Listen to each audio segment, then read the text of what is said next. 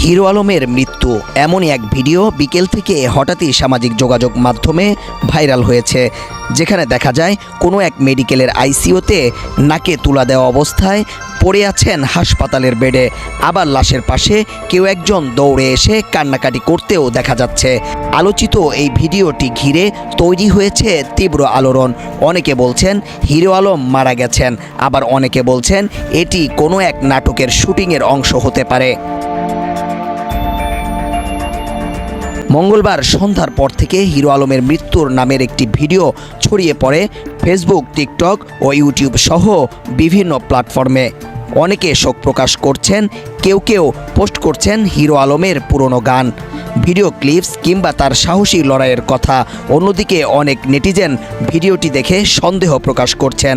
তাদের ধারণা এটি আসলে কোনো একটি মিউজিক ভিডিও অথবা নাটকের দৃশ্য হতে পারে।